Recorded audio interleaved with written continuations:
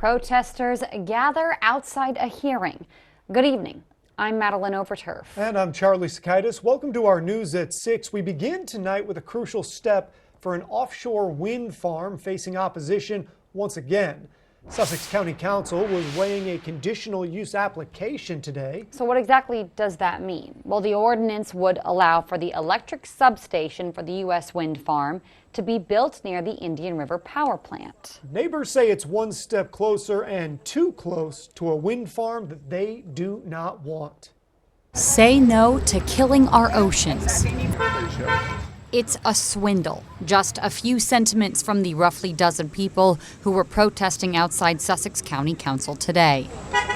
One day it's going to affect a lot of people, and I'm just sad to see that it's going to be local. I love the beaches here, and I'd hate for us to be looking at windmills. At the heart of this protest is a conditional use application that would allow for an electrical substation to be built next to the Indian River power plant, where offshore wind energy would be brought on shore. But an attorney for the applicant argues that these protesters are at the wrong spot, saying in a letter to council, quote, "The merits of wind power and the offshore turbines is not part of this conditional use application."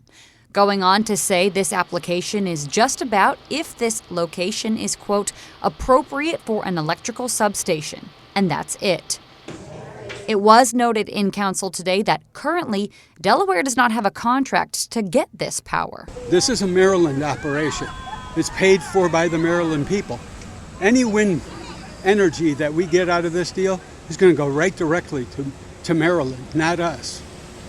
So why should we destroy our state park for the purpose of Maryland? Let Maryland destroy their own. Though that could change, and environmentalists say this type of energy is all about change. It's going to be benefiting people all over the place. We may have tourists coming to Delaware who want to see what these offshore wind turbines look like. Advocates also say this project would bring clean energy to the Delmarva Peninsula. Sussex County Council deferring a vote until a later time. To defer on conditional use 2515. It is worth noting that this hearing and its protest comes one day after the Bureau of Ocean Energy Management released its final environmental impact statement on a key permit for the proposed wind farm. According to the statement, there would be minimal impacts to marine life and birds.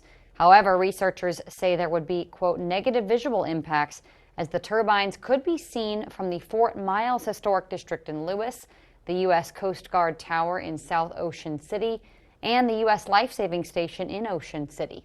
The Bureau says that the project's full statement will be published in the coming days.